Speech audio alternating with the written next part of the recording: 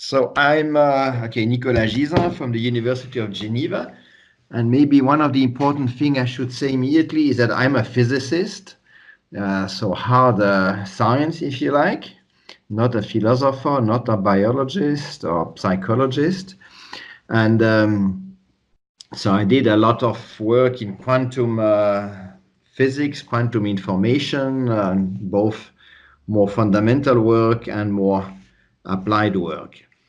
Okay, and I prepared for this presentation a PowerPoint, so I'm now trying to share my screen so that you should see this PowerPoint presentation if things work as it should. So do you see it now? Not yet. Not yet. So we tried that yesterday, Matt. So tell me whenever it comes or if it comes. Yeah, it should come in a second. Okay.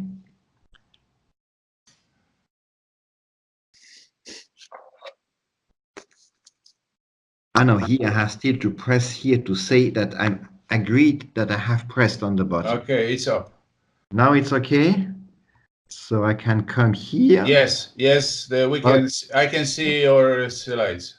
Okay, very good, very good. So let me try starting with this. So indeed, free will and physics, so I'm a physicist.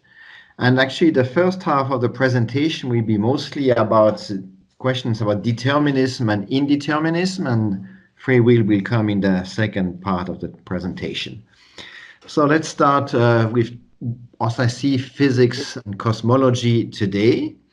According to scientific determinism, everything that happens today is the necessary consequence of some initial condition, let's say some quantum fluctuation that happened at the Big Bang, or at least a very long time ago. So this is really the standard scientific, the standard view of scientific determinism. And as a consequence of that, and this has already been alluded to by the previous speakers, time is an illusion, free will is an illusion. Everything is like being, has already been recorded, so it's already all in a movie, but the box that you see here with the movie is actually closed. And you cannot really imagine a movie like when you go to the movie or to the theater where you have spectators, because in the universe, if the entire universe is like a movie, there are no spectators. And so there's no one who is actually experiencing the joy of the movie and seeing one image after the other. It's all at once. So there are no spectators outside there. And that some people take this kind of view very seriously is illustrated, for instance, by this book, but you have many more. So here it is the illusion of consciousness, but essentially everything is an illusion. And I think that the consequence of that is that science, and my beloved physics, is terribly pretentious in claiming that everything that is not part of today's physics is merely illusory. So that's not my opinion, but that's my understanding of today's physics and cosmology. So really, I'm sorry, Dr. Gisin. Could you close the icon with my picture of my face? Tack. Oh, okay, that's good. Now, okay, now I don't see you any longer. Yes, exactly. Thank you. Yeah, but except that now here it comes. Yeah, so let me continue with this physics, the scientific determinism. And so certainly for a physicist, or most of my colleagues, they really view scientific determinism as an extraordinarily strong view. So for instance, the first speaker, Janssen, was talking about determinism, but I would say in a soft view, but for a physicist, determinism is an extraordinarily strong view, because everything is determined by the initial state of the atoms and quanta that make up the world. And there's nothing beyond that.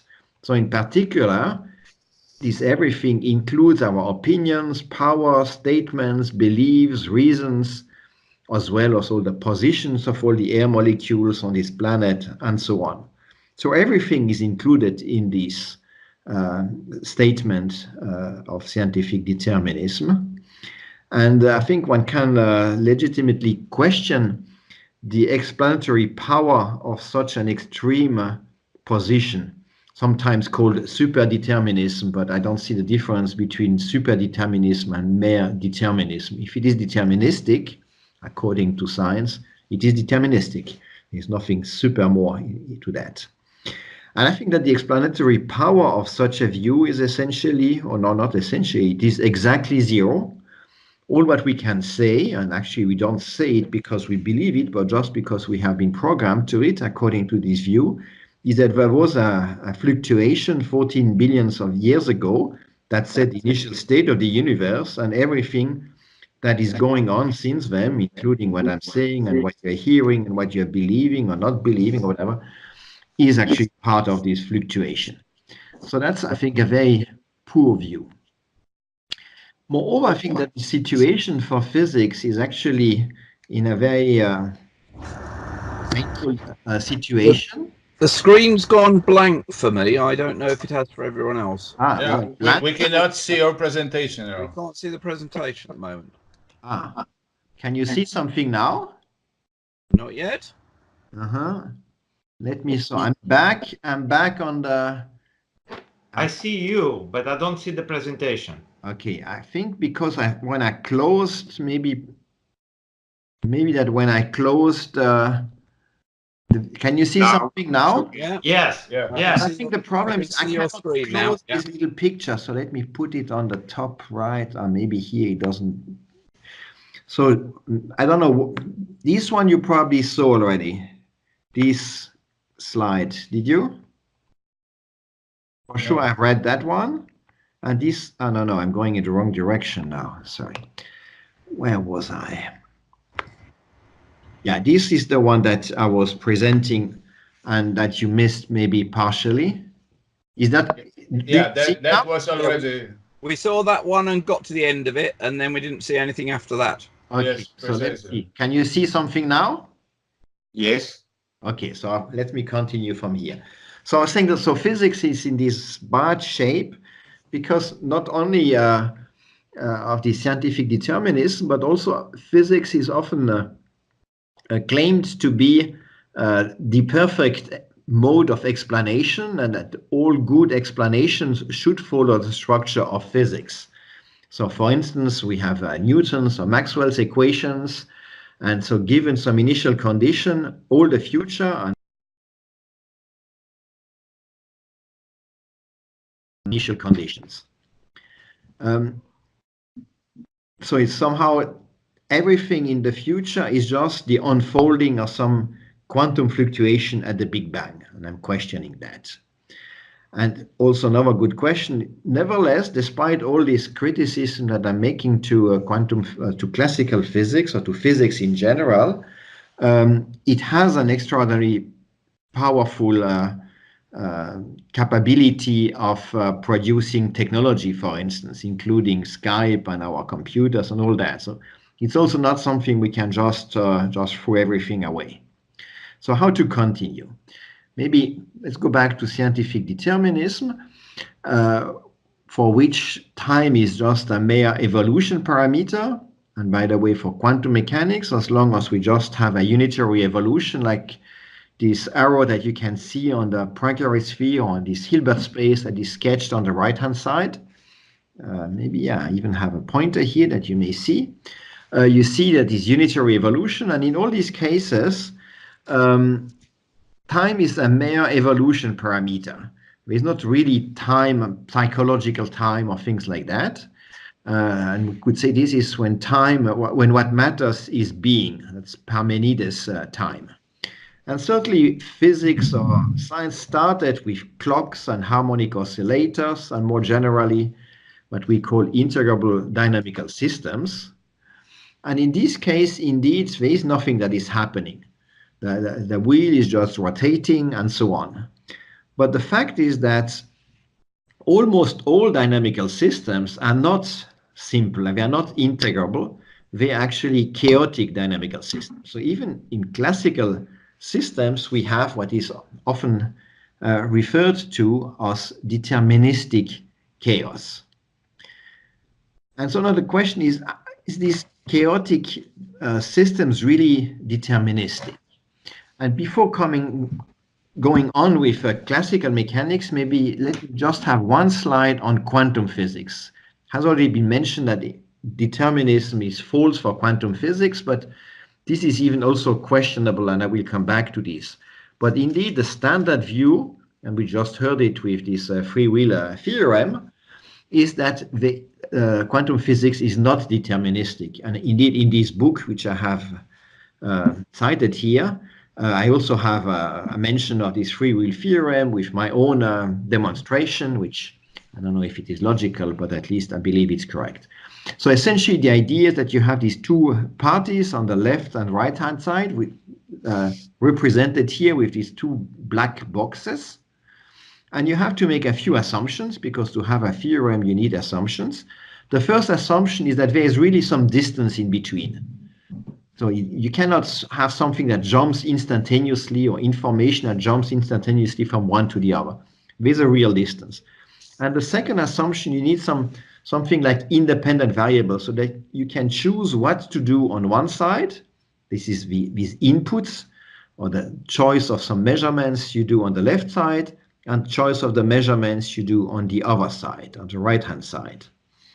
And if you do this experiment, you get results. So A for Alice and B for Bob.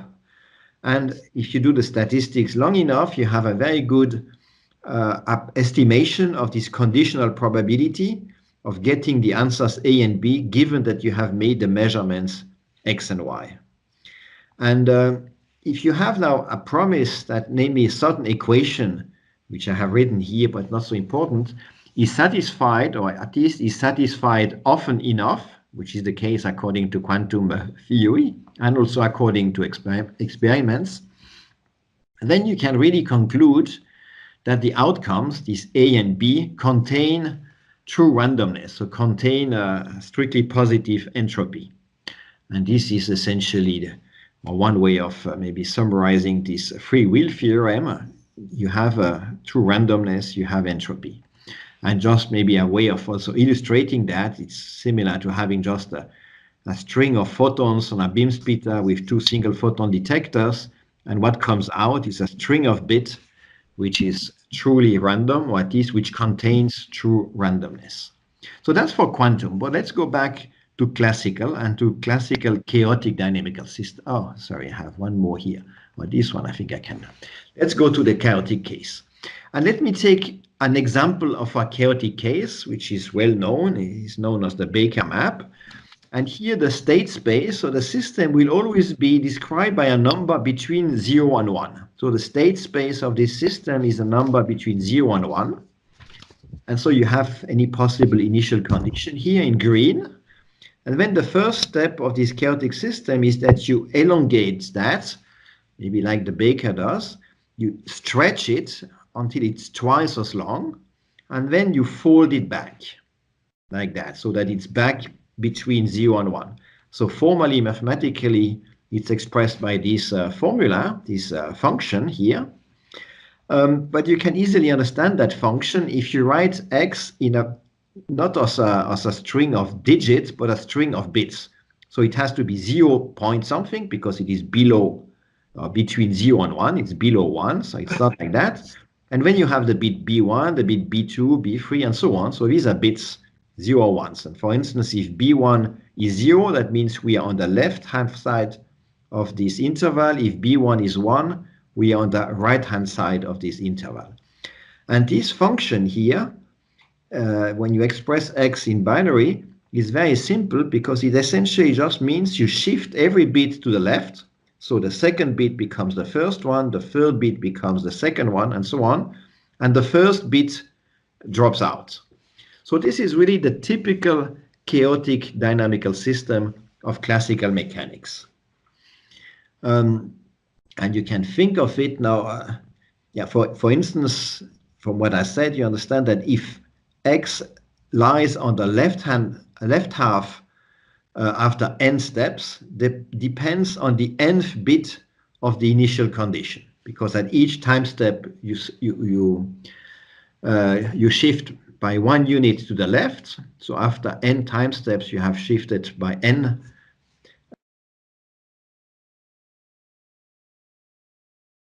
the first bit, and that determines whether we are on the left-hand side or the right-hand side.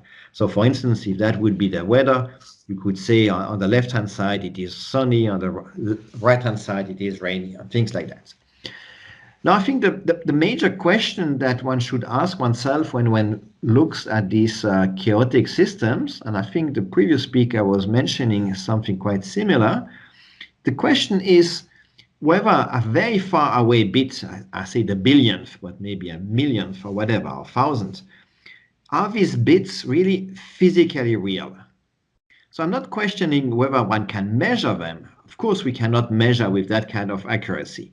But the question is whether these very, very far down the series of bits, after 1,000, million, billion, do these bits still correspond to something physical? And you guess that, of course, my answer will be no. These bits exist as a mathematical representation, but they don't exist physically. They don't have physical meaning. And so if we follow that path, we can define something which I call an alternative classical mechanics.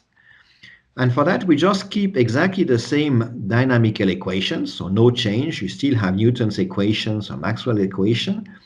However, we want that all the parameters, and particularly the initial conditions, are defined by finite information numbers or finite information quantities.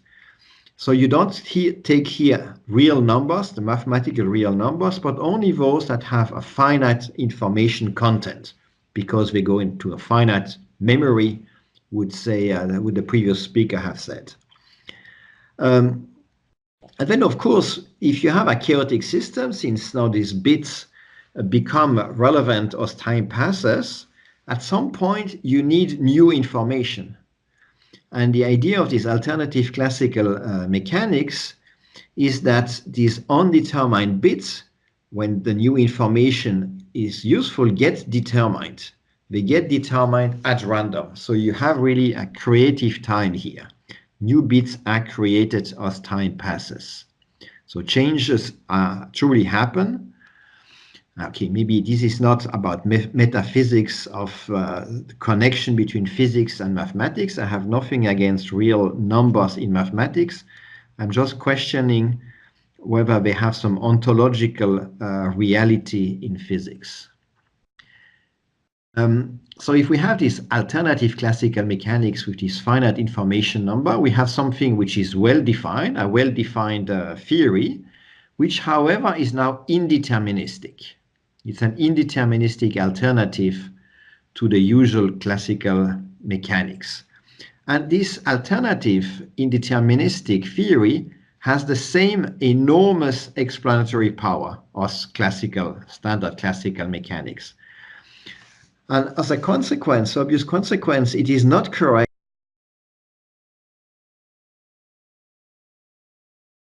worldview implies determinism, because the same body of evidence equally supports an empirically equivalent but indeterministic theory.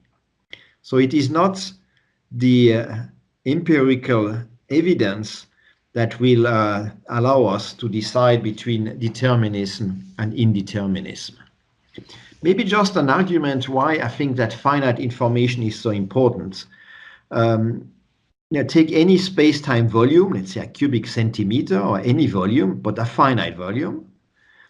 And my claim is that a finite volume of space cannot contain infinitely many bits of information. So for instance, if you have a little billiard ball in that, I'm still speaking classical physics here, the center of mass of this billiard ball cannot be a real number, because if it would be a real number, you would have a real number inside this little finite box. And so if we assume finite boxes, finite volumes cannot have infinite information, for instance, the center of mass of this ball cannot be faithfully described by a real number. Of course, real numbers may be good approximations, but it's not the physical truth. Maybe about something more about real numbers, now mathematical real numbers. And actually, Gregory Gisin has a lot to say on that, and most of this is taken from him here. So most of the numbers that we know of, square root of 2, pi, or a fraction here, these are kind of exceptional real numbers. These are also real numbers, like 1, 2, 3 also, but they are kind of the exceptional ones. If you really want now a typical real number, one that is going to happen if you just take a real number at random, well, such a typical real number has no structure. And so the bits of such a typical real numbers are really random. And they are really us random, us what comes out of the free will theorem, or as a quantum random number generator. So I think really the typical real numbers are exactly what comes out of a quantum experiment. And you can really understand that maybe because there are only countably many names and algorithms, so we can only name or compute a finite number of real numbers, and the typical ones, they will be the continuous infinity of the other ones, the one that have no name, no structure, cannot be computed. There's also one thing that Gisin emphasizes on, and I think he took it from Boole, from the Boolean algebra, is the fact that if you really take a mathematical real number, well, one mathematical real number contains infinite information, and in this information you can code, for instance, the answers to all questions that one can formulate in any human language. And for me, that's absurd. So I'm quite convinced that real numbers, so I'm arguing that mathematical real numbers are not really real. And I think the only way of really thinking of a real number is as the outcome of a true random number generator. And clearly, so why do we call these mathematical real numbers real? Well, that goes back to Descartes, who named them real because he wanted to contrast them to imaginary numbers. But that has, of course, nothing to do with physical ontology. So mathematical real numbers are not physically real, and actually probably a better terminology for mathematical real numbers would be physically random numbers. And clearly these random numbers cannot be the basis of scientific determinism. So I think we are too much influenced by the choice that Descartes made of naming these numbers real. But if he would have chosen to call them random, which of course he couldn't do because he didn't understand the information theory and things like that at that time, but we would be much less convinced of using real numbers to underline scientific determinism. So I guess the better way of thinking of a number is something where you have really fixed digits initially, but the reality of these digits fade away as we go down the series. And here, at the end of the series, we don't have really a determined value, but we have a probability or propensity for these numbers, these digits here, to take eventually to some determined value when time passes. Now you may ask, where is it the transition when these digits stop to be real? And the answer that physics tells you today is that this is, okay, first of all, it is independent of technology, and it depends actually on quantum theory, because we know that if we really go into the very small detail, into the microscopic physics, then we go into quantum physics. But the point here is that mathematical real numbers are physically random numbers, that all the empirical body of evidence that supports classical physics equally supports this alternative classical physics that doesn't use real numbers as initial conditions. Okay, these are already said, and this is, I think, very important. It's really one of my main claim when I'm coming to free will, but one of his main claims is whether Newtonian classical mechanics is deterministic or not is not a scientific question. It really depends on the physical significance one associates with mathematical real numbers. And actually, this was already said in different words by the philosopher Elisabeth Anscombe here.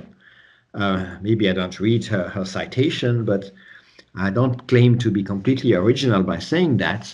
It is not because they exist very stable systems like a wheel or like a clock. Clocks typically are made on purpose for being stable and predictable.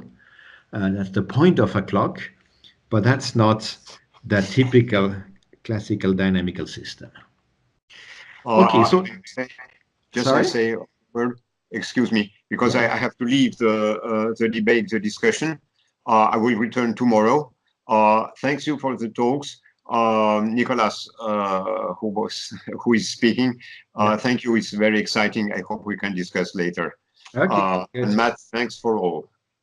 Okay. So see you tomorrow. Bye. Okay, so we are now at a situation where actually physics is non-deterministic, both according to quantum physics. I didn't go into the details here, but we had it just before, and according to classical physics, if we take into account chaotic systems. And I think from this point of view, there are two ways of continuing. One is to say, okay, I want absolutely determinism, so I'm going to look for supplementary variables in such a way that the randomness becomes just apparent. It would be purely epistemic randomness once these supplementary variables are added to my ontology. Or I stay with indeterminism, and then I go add to res extensa, I add the res potentia, so propensities and things like that. Let's first look for supplementary variables. So we can always, if we have an indeterministic theory, think that actually whenever potentialities become actual, instead of God playing that in real time, so instead of nature just producing randomness, God played all the dice at the initial time and coded all the results in the initial condition. Could always say that everything actually happened initially, and this all this randomness I put in my initial condition. So instead of new bits in the series gaining determined values, new bits from the initial condition gain relevance. So instead of postulating that the initial condition of all classical dynamical systems are faithfully described by mathematical real numbers, it's certainly an elegant way of adding all the future results. But remember that these mathematical real numbers remain inaccessible for long enough a time. I can add them, but that's a way of saying that the real numbers, the mathematical real numbers, are the hidden, in the sense of inaccessible, variables of classical mechanics. So I think this is probably, we talk a lot about hidden variables in quantum mechanics, but I think actually you can have the same kind of discussion in classical mechanics, except that historically it so happens that in classical mechanics we started with the hidden inaccessible variables, the real numbers, and it is only lately that we found out that actually the true or alternative classical mechanics doesn't have it, that these are additional hidden and inaccessible variables. So here we face a choice. Either the fact that at present certain things happen, truly happen, or others do not interpret us revealing retroactively information about long past initial conditions. Of course, we could also understand the present as a result of indeterminated reality, and that the future is open. And clearly for my initial motivation, which I didn't present today, but let's say around free will, having an open future is closer to our experience. It is a fact that almost all physicists, all my colleagues, accept real numbers without usually noticing that these are supplementary inaccessible variables, while they simultaneously reject Bohmian positions precisely because they're not necessary, like the real numbers, and precisely because these Bohmian positions are inaccessible, like the real numbers. So physicists are not very consistent here. That's my claim. Okay, now what does all that say about compatibilism or free will? So I think I have shown that all indeterministic theories can always be supplemented in such a way that they turn to be deterministic if we add these additional supplementary variables, like the real numbers or the Bohmian positions. But also all deterministic theories, like classical mechanics, standard classical mechanics, can be turned indeterministic by suitable choices of mathematical representation. So I don't think that science is really able to tell us that the world is deterministic or indeterministic. That is just a matter of belief or of convenience. But that means that actually, if you assume that determinism is compatible with free will, then indeterminism is equally compatible with free will. And that's really an if and only if. So you can also say if determinism is incompatible with free will, then indeterminism is equally incompatible with free will. So you cannot just say, I'm a compatibilist, the world is deterministic, I don't know, or you have no choice. Either deterministic or indeterministic are equivalently, are empirically equivalent theories. And so you can make up your choice or you just leave it open. And then the question is, how can free will be compatible with either determinism or indeterminism? Okay, maybe I jump over potential, but now free will in such an indeterministic world. So it is clearly tempting to hope combining free will and indeterminism. We already heard that today. From what I said, I don't believe that is really possible because it would be also combining free will with determinism, because we would somehow have to influence what gets actualized, what really happens.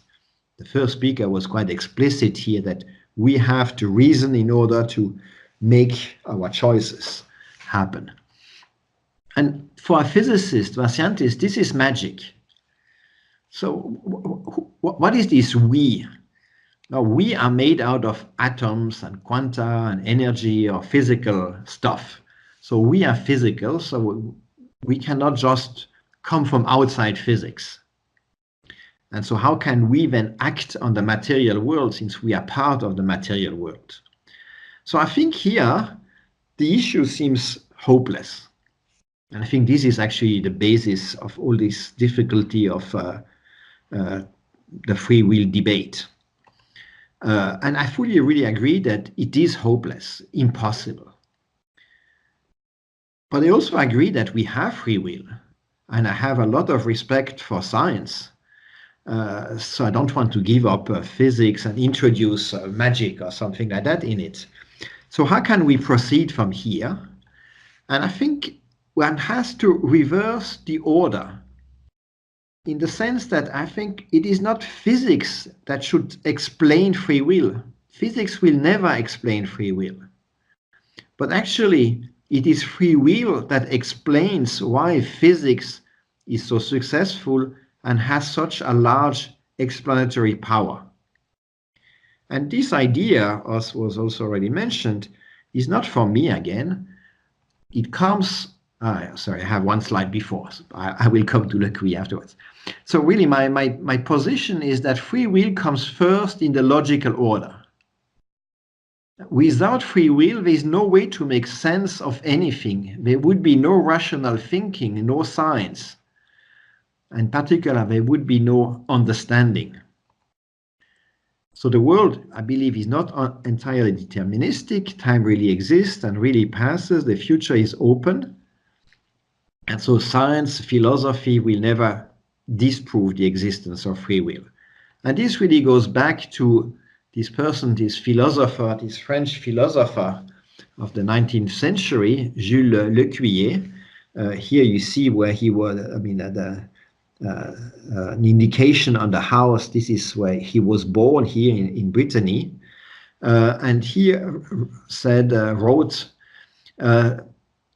he defined free will in a very simple way as the possibility to choose between several possible futures. The possible is very important. It's not that you can do anything, but you have to choose between possibilities, and also to choose what to believe and what not to believe. This Lecuyer didn't publish anything. As was said, he died pretty young. Actually, he committed suicide. He was, however, he had a very good friend, Charles Renouvier, who is also a French philosopher, but this one is pretty well known, at least in France. And he published a lot, Charles Renouvier. And so he, in particular, published Lecuyer's idea. And this Lecuyer's idea influenced, among others, this famous,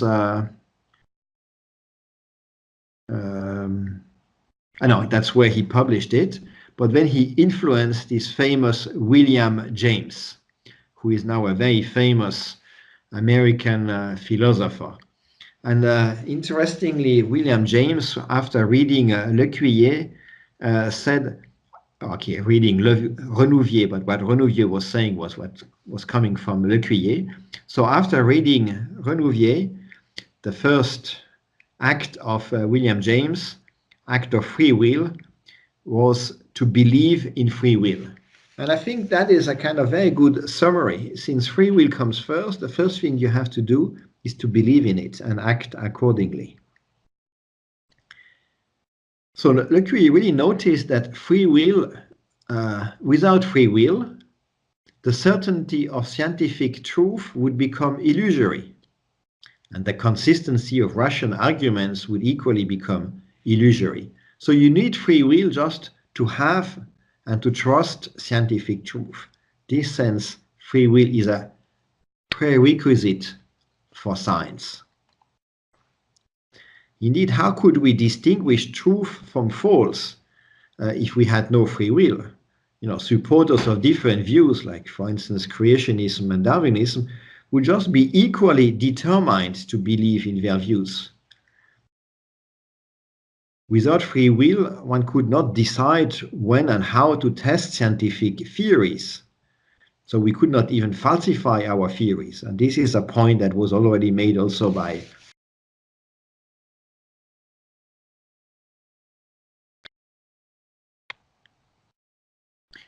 So free will doesn't create new possibilities, but it makes some pre-existing potentialities become actual. And this is very reminiscent of also Heisenberg's view of quantum theory.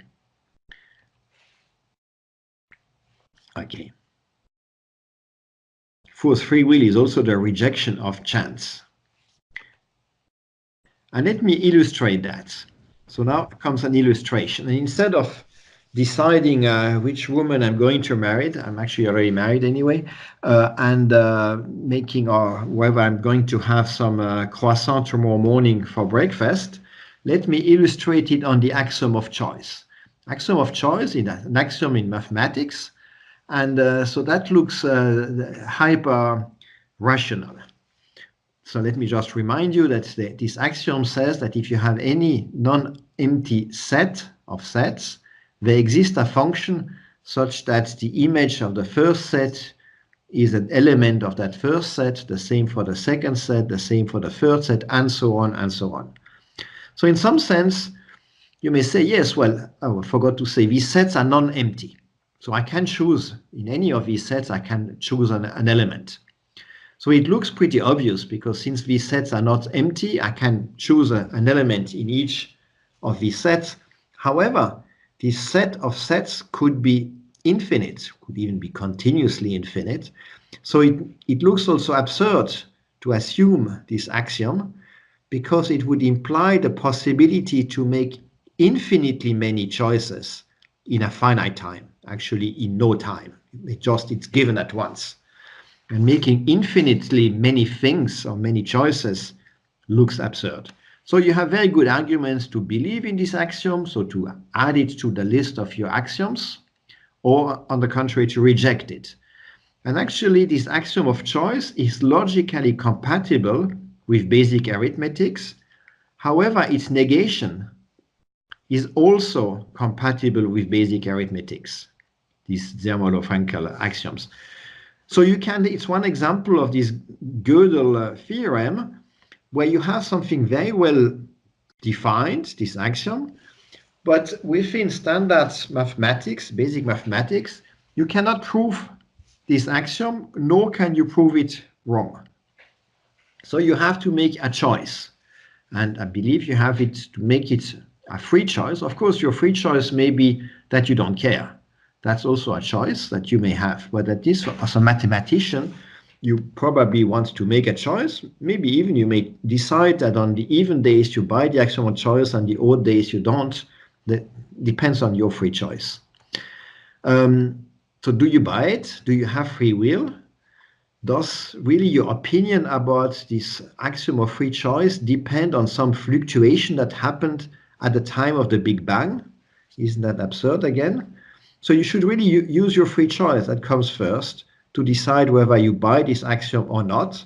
Okay, just as a personal note, I personally made the free choice not to believe in the axiom of choice because it has dramatic consequences about the possibility of predicting the future. But that's just my choice, at least presently.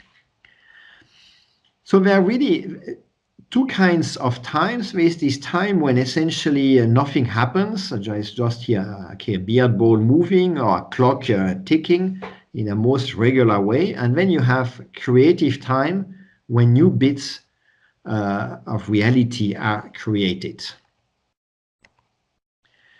And so I come to my conclusion. So the two last slides, so I just repeat a bit what I said. So these mathematical real numbers are physical random numbers. That's the first claim. The second claim is whether Newtonian classical mechanics is deterministic or not is not a scientific question. And you could replace Newtonian here by Maxwell or even quantum, whether this is indeterministic or not. It does not depend on science. It depends on this alternative, on this additional variable that you may add or not to your theory. So there is an alternative classical mechanics which is indeterministic, and adding supplementary variables both to quantum or to classical or alternative classical mechanics is a logical possibility. But remember that in both cases these additional variables are inaccessible. That's probably the meaning of hidden. That's hidden is the more traditional terminology that most people use, but it really means inaccessible. And you have much more in these two papers, which I'm citing here. But let me come to the real last slide. So free will comes first in the logical order. You should start from free will and not try to explain it from science. It is not physics that should explain free will. It is physics and more generally science and philosophy that require free will in order to acquire explanatory power. No rational arguments, no philosophy, no scientific argument can ever disprove free will, as it comes first. No more could it disprove determinism. Okay, so that was for my presentation. I hope I was not a bit too long. I hope you are still all with me, except for that person who said that he had to leave. And I'm coming back to this screen. How can I now? Are you still with me now, Matt and the others? Yes, I see you now. We are here. I have too many questions in my head. Anyway, thank you very much for your presentation. And yes, please go ahead. Please ask the questions to Dr. Gisin.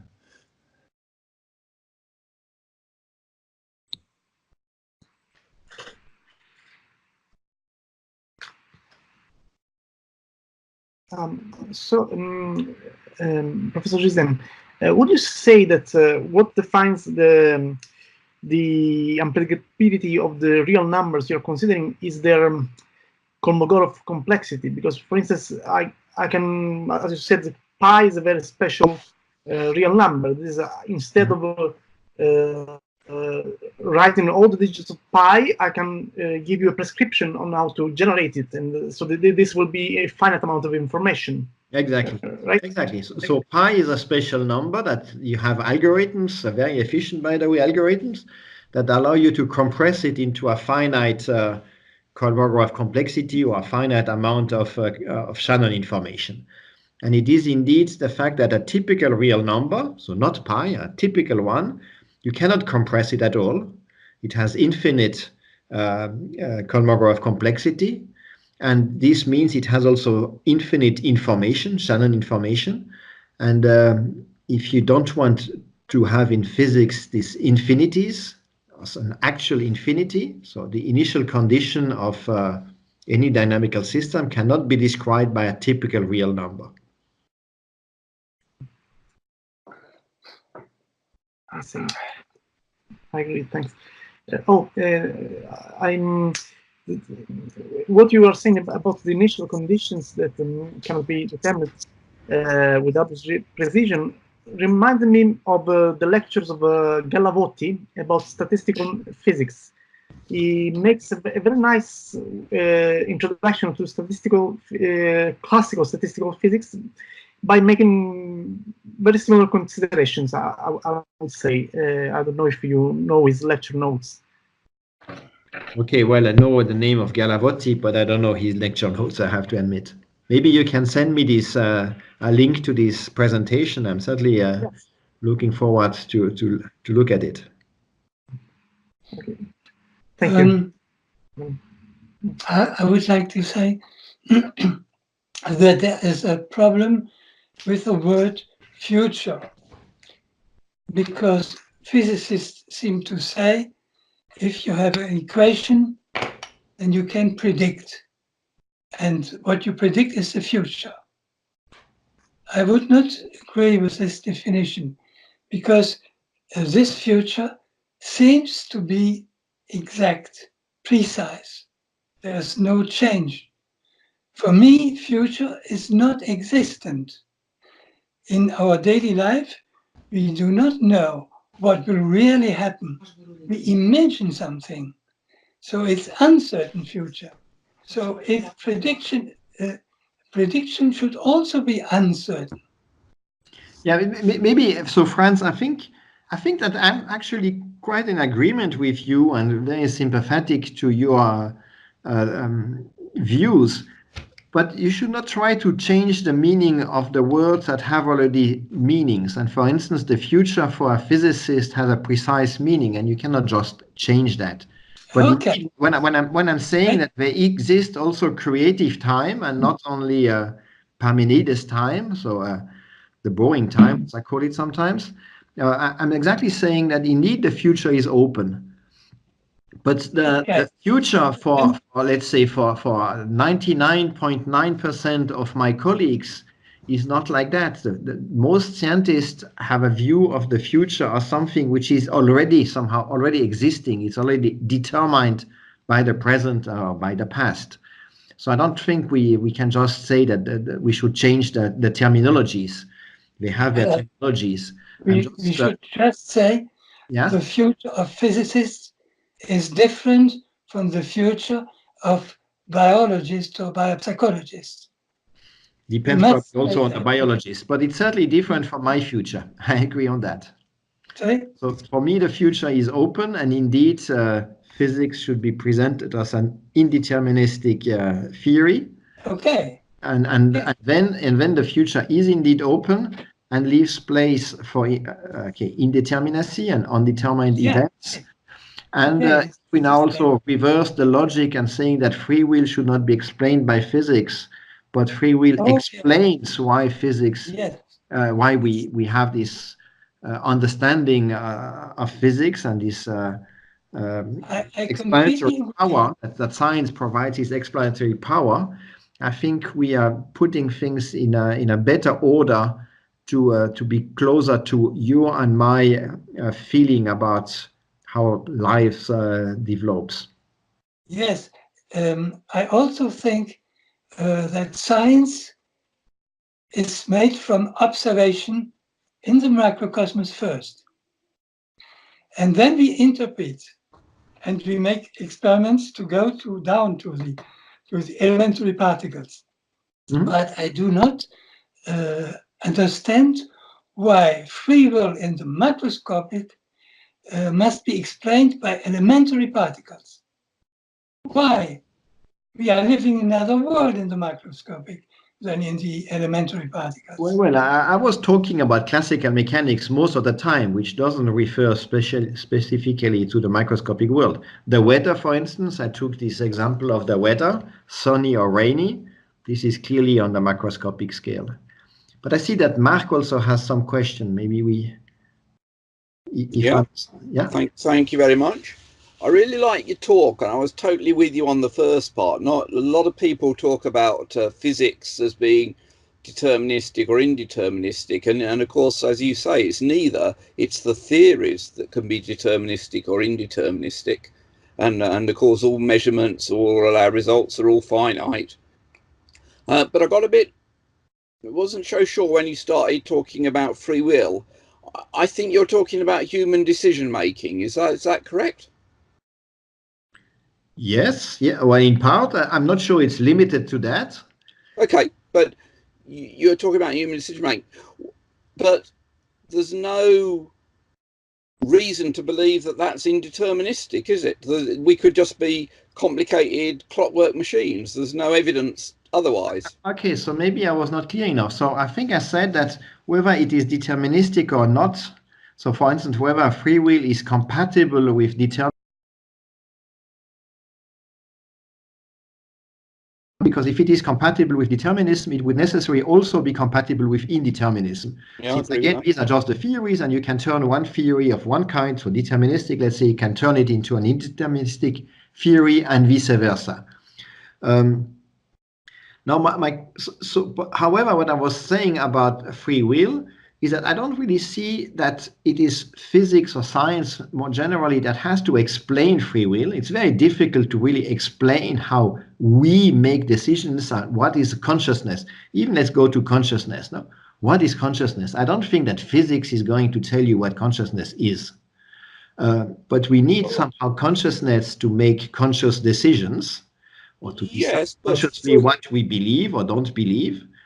And my point is that following Jules Lecuyer, we should actually reverse the order and say, without this free will and the consciousness, our science would not have any explanatory power.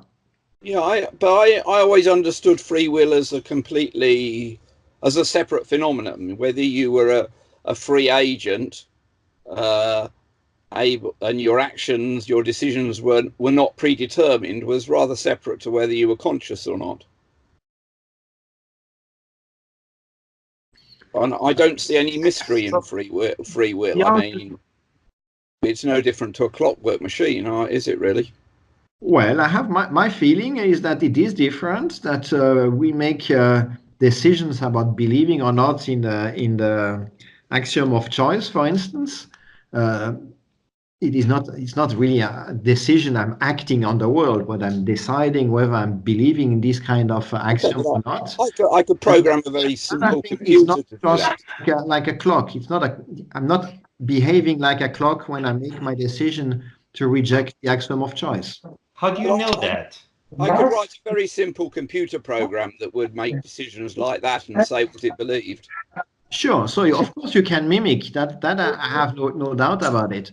But there may be some explanatory power in this computer. Of course, you can even program the computer to print out or print on its screen. I have the explanatory power, or I feel that this theory provides me with explanatory power. But I don't think that we have the feeling of explanatory powers just because we have been programmed to say so. What evidence do you have for that? What facts are there that are different? Except that I have my evidence that I have free will, and I think I have more evidence about my free will than evidence about the Schrödinger equation. Well, free will comes first. It's much more basic. I can't see any facts to do with free will that seem at all puzzling. Well, good for you. It's not the same for me. Okay.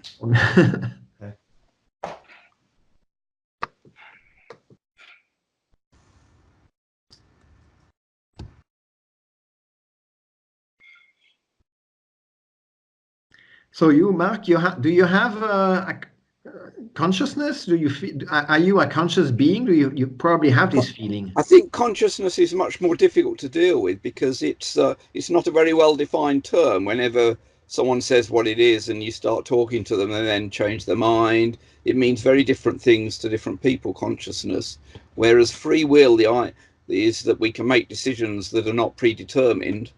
No, but it's so a okay, much more precise thing. I can handle that better than consciousness. But so for me, so maybe this is okay, that's interesting. For me, free will is not just making a decision that is not predetermined. Indeed, my computer can make decisions. If I plug in a random number generator, absolutely. then my computer can make decisions that are not predetermined. That's easy. But for me, free will is conscious decisions. And so without consciousness, I mean, free will becomes indeed much less interesting. It becomes just indeterminism, maybe. So when I say free will, I really mean conscious free will. We probably haven't got enough time to discuss what you mean when you use the word conscious. This is difficult, but on the other side, is there really a human being who doesn't have an intuitive understanding of consciousness and even a much more deeper and primitive understanding of what consciousness is rather than a mathematical equation? I can have an understanding of my consciousness, but it doesn't impact on the free will thing to me. So does that mean it doesn't impact on the free will thing to anyone? Right, for me, no. My understanding of consciousness not valid? I see Antonio notching his head. I agree with Nicolas Gisin. I think that in order to have free will, you must have a vision of the future. So you must have a consciousness of a kind that I don't know if self-consciousness, but at least you should represent reality within yourself somehow, and then imagine several possible scenarios. That's in my opinion, yeah, in some sense, free will is an illusion, but so what? It's I think it is irrelevant to our lives, actually. But I like very much this point of Nicolas Gisin about the randomness. I totally agree with him that real numbers are just an invention of man. I think somebody said so that God invented integers and then man invented real numbers. So, and I think it's quite an interesting perspective. So, thanks. Thank you. I would like to say, why should free will not be determined? Take a puzzle. It's a very determined system. The player can take out whatever he wants from a piece and put it together to another. And different people will make different approaches in the puzzle. But it's always in the same determined system and will at the end come to only one determined image. So it can be predetermined, but in a determinist system, one has the possibility to choose sequences. And the possibilities are the alternate pieces here. So it's not excluded that free will must be non-determined. Yeah, well, I'm not saying that free will is compatible or incompatible with determinism. I'm just saying this is not the right question. Yeah, I think it's independent from these questions. Whether determinism or indeterminism, it's there. We feel it every day. Okay. Matt, I have a technical question. Are you still seeing my screen or no longer? No, I see just everybody's faces and no more. I cannot see your screen. But I mean your PowerPoint right now. Oh yeah, it's coming again. Yeah, I can see right this again. Yeah. Okay, because so maybe I should now Can I have a question? Sure, of course. Now, my question is that, the lecture was very, very interesting lecture about many things which are quite interesting. But my question is maybe a silly question, and very simple question. We have different IQ, and there are some people who are able to estimate, measure, or whatever of human IQ. Is this possible that anyone can think about how to measure free will of my person or somebody else?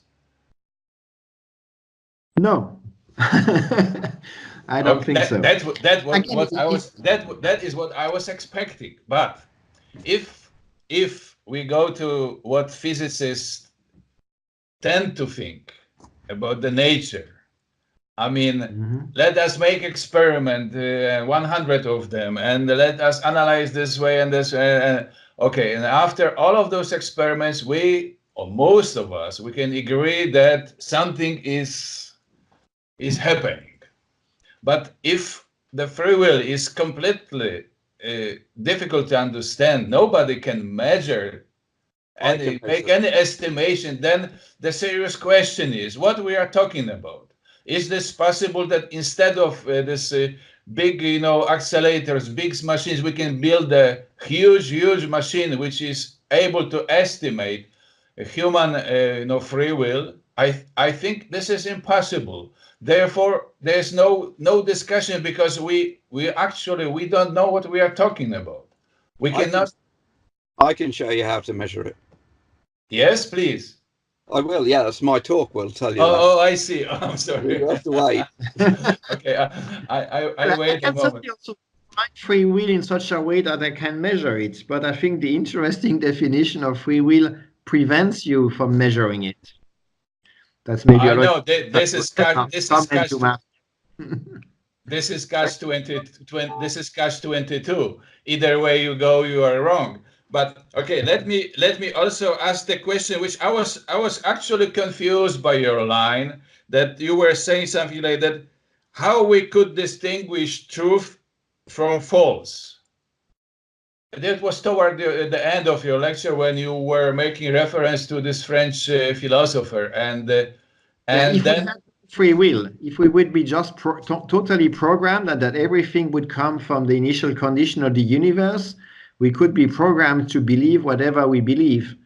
And for instance, some people would be programmed to believe in Darwinism, and some people would be programmed to believe in creationism. And both are kind of, well, we just are programmed to do it like that. But then if we talk about science, then we talk about experiments. So let us make experiment and then you cannot decide to make an experiment in a deterministic world. You just happen to do whatever you are doing. You cannot make a decision. I mean, to decide to make an experiment, you need free will. So if, say, 1 million years ago, there was only free will, or there was no free will, only physics laws, what was first? I mean, this is a silly question, I'm sorry. But the physics, the laws of physics, classical physics, they were before free will, or the free will was after them, or was a consequence? Free will is first. Okay, but when I say free will is first, I'm not saying in a time sequence. Free will is first in a logical order.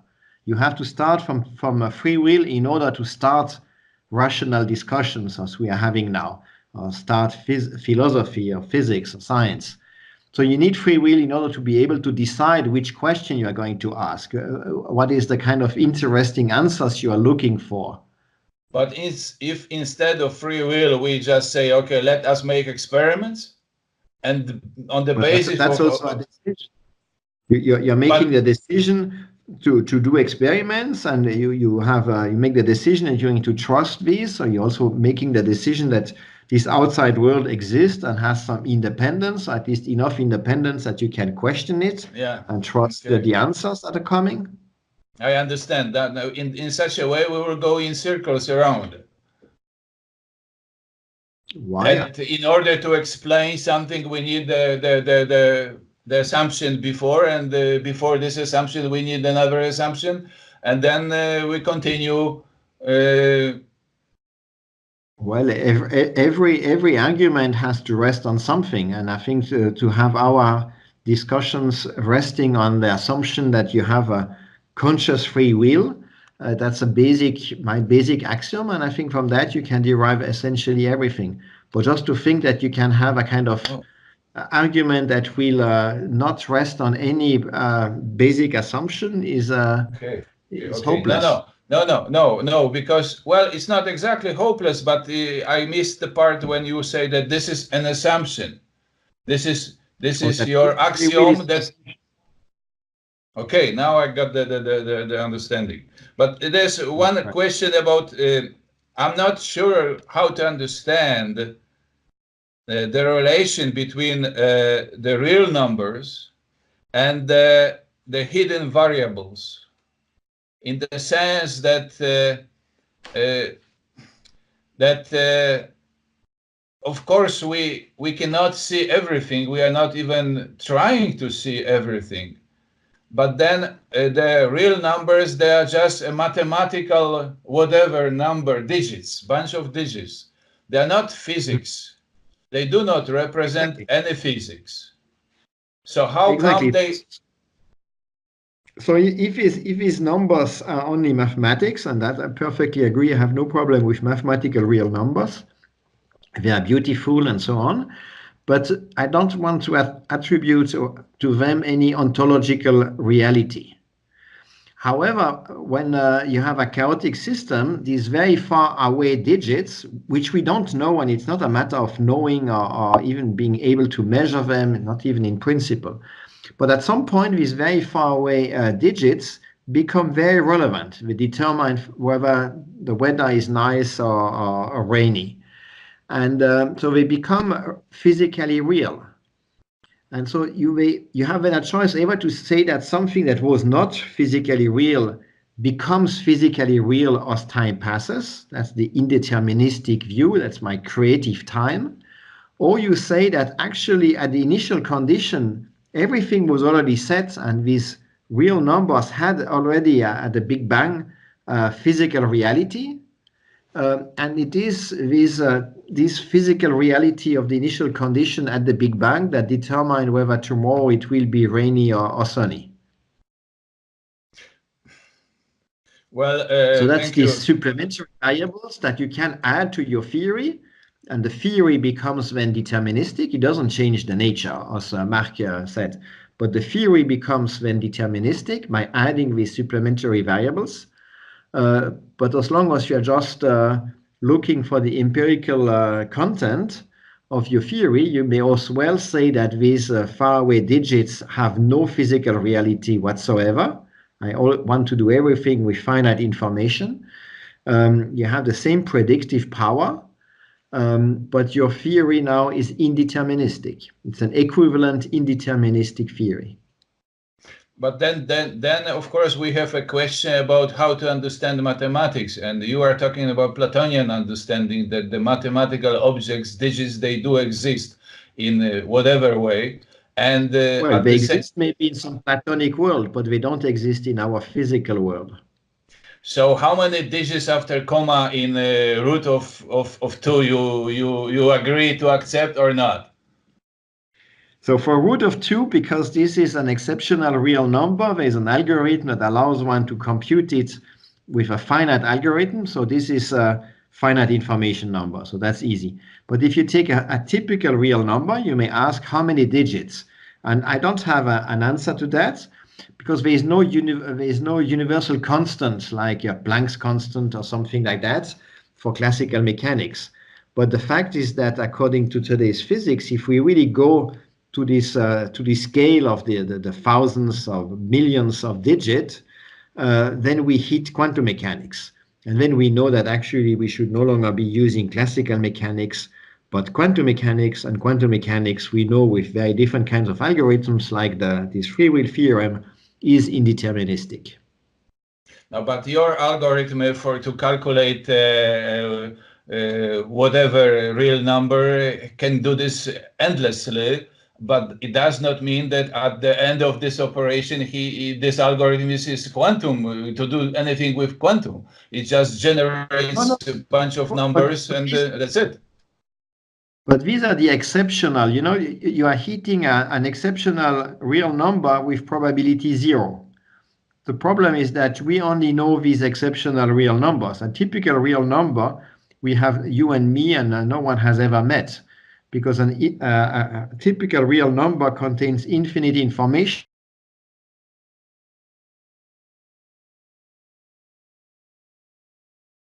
Whoops.